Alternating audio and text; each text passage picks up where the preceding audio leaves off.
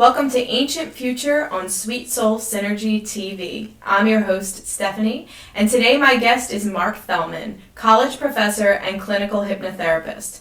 Mark, thank you for being here, and also tell us, please, how do those two things go together?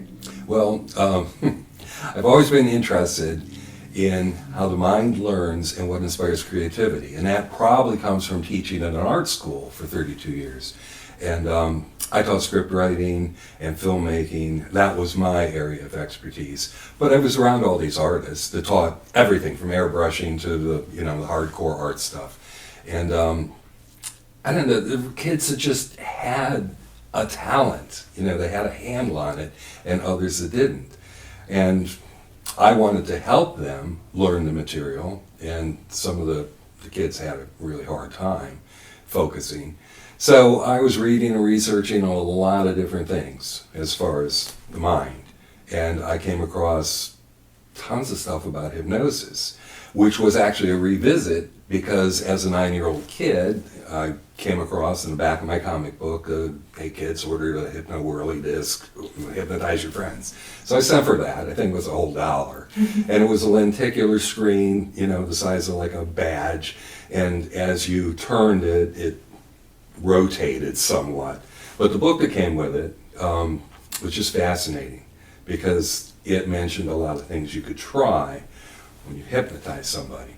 And I had no problem with that because kids are so receptive to trance states, and their imaginations are it's right there. They kind of live in a trance state until the age of 6, and then that starts to go away to some extent.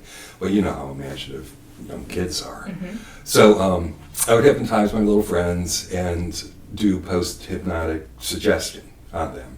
And what that is, once you wake somebody up, you take them out of trance, you implant a post-hypnotic suggestion one I used was when you come out of trance, for 2 minutes, you're going to smell apple pie baking. And they would, and they'd say, is your mom baking an apple pie? It smells so good. You think I could have a piece? And I often, after the 2 minutes were up of that, and no, you can't have a piece, there's no apple pie, I would say, for the next 2 minutes, you're going to smell skunk. So I was mischievous with that. But I never, do no harm. I never hurt anybody. I was always there. I always put a time limit on it so they knew subconsciously what was going to happen. And then I returned to hypnosis in college because I was living with a couple guys, sharing a room, and I would hypnotize them when they were cramming for their final exams, and their midterms too.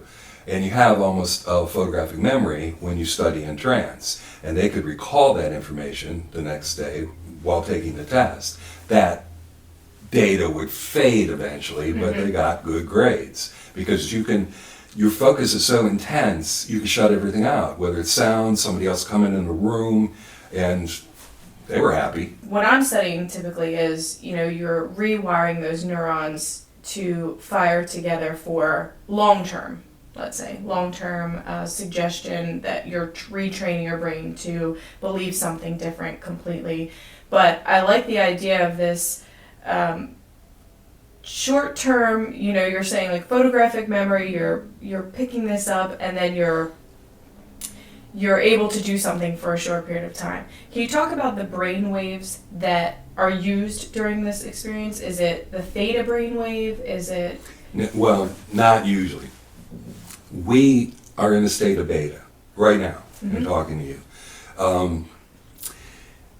When you switch to alpha, the brain wave slows a bit, and that's the beginning of the trance state. That's highway hypnosis. It's staring out the window. You're not real cognizant of what's happening. You're a little somewhere else.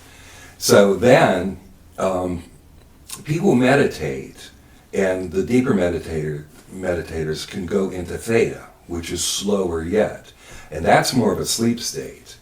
And if you can meditate and hit theta, you're an accomplished meditator. And then the last and slowest is delta, and that's very deep sleep.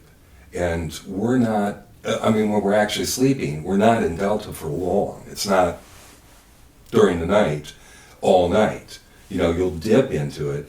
And delta is a state where healing takes place and a lot of other things. So Can you take us then into how past life regression falls into this? Because I really have always been interested in that. Yeah, that door opened too. In studies with the conscious mind and the subconscious mind and even the supraconscious mind, a lot of things just came up in my research. Now, past life kind of ties in with karma for me. And during my college days, I took some religion classes, which were under the umbrella of the philosophy department. Old Testament, New Testament, Hinduism, Buddhism, and I was interested in that, especially the Eastern thought. I was interested in karma. I didn't have a real good childhood. And in reading about these things, when you plan for your next lifetime and the lessons maybe you didn't learn this time around or something else you needed to work on to reduce your negative karma, in reading about that, I just kind of correlated why. Well, there is a period where you plan this called the bardo. Okay. And I question why you're supposed to be able to see like forward to age 13 or 14. And my dad left when I was 6. My mom died when I was 14. A lot of crazy things happened, which were not real enjoyable. And my question was, why did I pick this? So I haven't been able to regress myself and find out what happened last time around, because it's like hypnotherapists have a difficult time being hypnotized. Right. Because they're observing the person who's trying to hypnotize them as far as pacing and voice tone and all that stuff. So they're not following suggestion, they're analyzing what's going on. So with me, that also applies to remembering past lives. I haven't been able to do it, but I can help other people through past life regression remember their past lives. And if they have issues, well, the universal one is, you get married, your husband wants to take a cruise for the honeymoon, but you are terrified of water or boats or something to do with that. So there's no valid explanation. You've never had an experience where you were drowning and saved. There's nothing that points to that. So you go to a hypnotherapist and he finds out, he regresses you, and in your past life you did drown. That's how you died. So that paranoia or that phobia has been brought into this life. But once you discover it through past life regression with the hypnotherapist, it vanishes. You're on your cruise. So I'm also fascinated by the fact that sometimes physical maladies are brought over to this lifetime that happened in a past life. And, it's a pain in your shoulder that is, no doctor can decipher where it's from, but you were stabbed. Right. And they found that people that were hung in a past life had a lot of neck pain and neck problems. That, you get the x-rays, you get the therapy, nothing works. So, well, you were hung. But once you discover that, once again, it goes away. It just vanishes.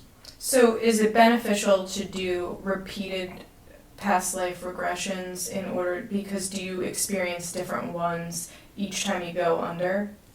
Oh yeah, usually. I've never had an experience of somebody returning to one that they already experienced, through the regression. Never had that, and I've never read about it either. Interesting. Now what happened to me, once again doing the post-hypnotic stuff, I was really fascinated by handwriting. And you do this with the person while they're still in trance. But you say you're in kindergarten, print your name. And you give them a pad and a pen. You're in first grade, you've learned scriptive, you can now write your name. You can bring people up year by year by year to the present and find old school papers and the signatures will match, which would be an incredible history thing for a graphologist because the evolution is there. So I was doing this with a friend named Pam, and as she was doing the signature regression, she started talking about someone else who she had been. Now that was the first time for me. That was way back in 1976, and I had read very little at the time about past life regression. I know Maury Bernstein had The Search for Bridie Murphy, his book, which I think was 56, but I hadn't discovered that yet. And I went out and got it after this incident with Pam, but she told me her name, and I was taking notes, and that she was one of the first female journalists working for the Chicago Tribune, and she said her pay was much less than the other guys in the newsroom, and they treated her shabbily, because she was a woman. Mm-hmm. But she was real proud of a series that she did on the Chicago rail yard that involved a strike. She was covering that. And then she told me how she died, and I awoke Pam and went over all the notes and gave them to her, and I said, you may want to research this a little bit. And although we're still in touch to this day, that paper disappeared. She never got around to it. But that piqued my interest in something I knew very little about. Now there are tons of books out there, that deal with the subject, which I've read, and I have in my personal library, but it is fascinating. Interesting. Is it okay to ask you where you think these memories are stored? Do you think they're stored in the brain or in the energy field? Where do you think they are? I don't know. Carl Jung talked about the collective unconscious, mm-hmm. that all knowledge is out there, mm-hmm. and some people can just tap into it. Edgar Cayce is a wonderful example, because he, in a trance state, could tap into all medical knowledge, because he talked about things in the future. He once said, in the future, one drop of your blood will reveal everything, including your death date. So very interesting. We're not there yet, right. But I have no reason not to believe that, because he was just such an amazing person. He was able to cure over 14,000 people in a trance state that medical science had given up on. Right. Mm-hmm. They said, make out your will. There's nothing we could do. And he would say in his trance state, I'm with the body. Somehow he could project anywhere and go over the body, and then he would say, this body needs to, and whatever it was for the healing. Interesting. Yeah. That's very interesting. Amazing guy. What about, so this is a very complicated question, but what do you think would happen if everyone knew their past lives? All of them? Everyone. I mean, some people could have hundreds. Mm-hmm. Who knows? I think there's a reason we don't. Mm-hmm. Because if you did, I'm sure your activities would be influenced right. in this life. Right. And what if you were a horrible person? Right. Mm-hmm. How would you atone for that? That may freak you out so badly, it would affect living your life this time. In the Bardo, where you make plans to reduce karma and learn lessons that you need to learn in the next lifetime, there's also a review, and this is a big book on you called the Akashic Record, mm-hmm. and everything is in there. So because it has to be in there for you to make the necessary plans to evolve in the next lifetime. I'm looking forward to reading some of that.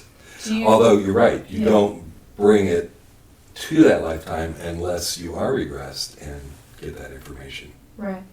And do you think that there will be a time where we'll evolve so much or use more of our brain to tap into those lifetimes, of course, when we're more evolved or in higher awareness, higher consciousness, and are able to handle that better? I don't know. I do know that discovering past lives can be done through meditation.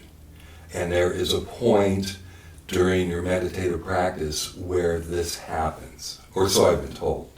It hasn't happened to me, mm-hmm. but the meditators I know, it has happened to several of them. So that's one way to do it yourself. Yeah, so this is such a fascinating topic, and I am very excited personally to undergo it and see what comes out, although I can't promise you what's going to happen. Well, we'll see. I can't really discount that past lives don't exist when you regress someone and they start speaking a language fluently they've never studied. Right. That is bizarre. Or they know the layout of a town they've never been to, and that could be in a different country. So there was another incident I came across where a gentleman was regressed, not by me. I saw this as a documentary, mm-hmm. and he was Egyptian in a past life. I mean, way back.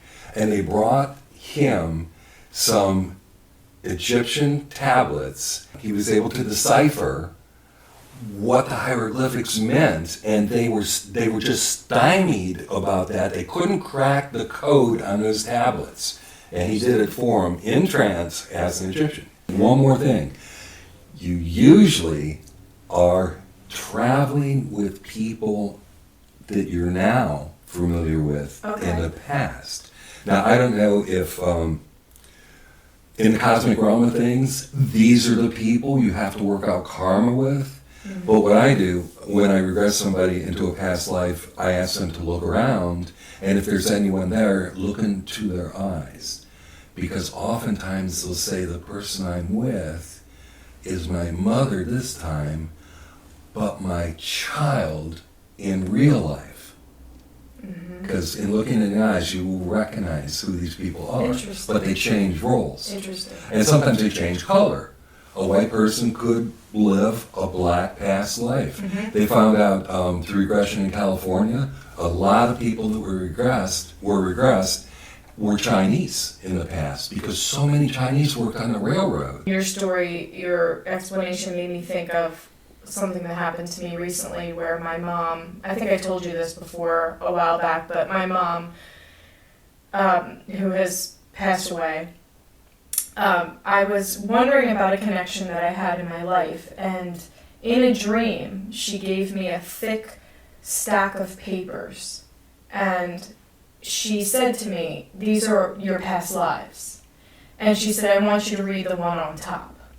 And so the people that I had in question, there were 3 people that were listed, and it said on there that I lived in Italy, that I was the daughter. She was my mother.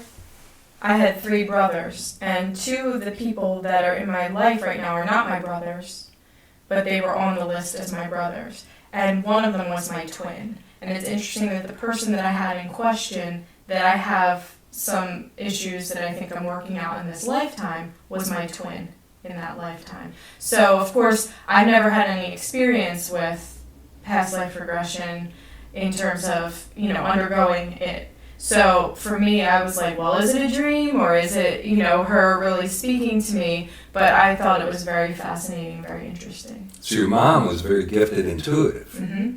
Well, that's another show. Yeah, but I'm glad you mentioned that because sometimes bits and pieces can come forth in dreams. Okay. You could have been an Indian. You could have been a black person. You probably changed sex a couple times. I think if more people had that understanding, there'd be a whole lot less prejudice. Right. And there would be a lot more empathy because you know what it feels like from that experience to undergo certain things. Yeah, what if you were crippled? What if you were very poor? What if, you were, sky's the limit. Absolutely. And a lot of people, if they have many past lives, have probably experienced those things. Absolutely. Not everybody was a king or a queen. Right. And not everybody had, there are certainly, even in my own life, that I'll say, gosh, I wonder if that's something that I carried from another life or, a physical ailment, or maybe it's an emotional trait. And I've been doing that emotion code where there were inherited emotions that came along. So certainly if there were inherited emotions, there were probably some past life ties to these things.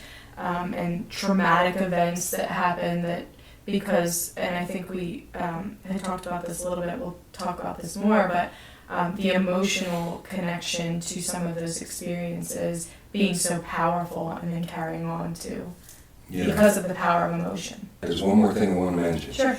I did mention that my childhood was pretty bad. And for a long, long time, I questioned why I picked it, in the Bardo. Because if you truly could see the future to age 13 or 14, that's when all this stuff happened.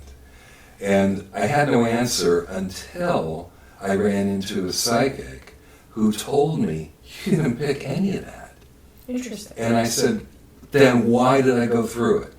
And she said, you were asked to experience that. Interesting. And I said, why again? And she goes, because the people involved needed your experience to help them. Wow. And I went, suddenly it started making sense. And then she said, you fought it. You didn't want it, but you eventually caved in and accepted it. Wow. It makes you wonder if we could just have insight into the bardo, as you said, like in that period of time where we're looking at the life and who's coming to us. I mean, Well, the Akashic Record. Right. That's the book. And they're saying, well, you have to do it. You know, you have to do this. We Yeah, need you have to help those people. It's like the story by of, doing you this. know, it's Joseph Campbell's, hero, right? You have to do this to help these people, and you're like, I don't really want to. Yeah, but I say this for the people that possibly will see this and have the same question. Absolutely. You know, Absolutely. why was this so terrible for me if I was able to pick what I needed to do? When she told me that, it helped me greatly. Yeah. Thank you for joining us on Ancient Future. We hope you enjoyed this program, and we'll see you next time.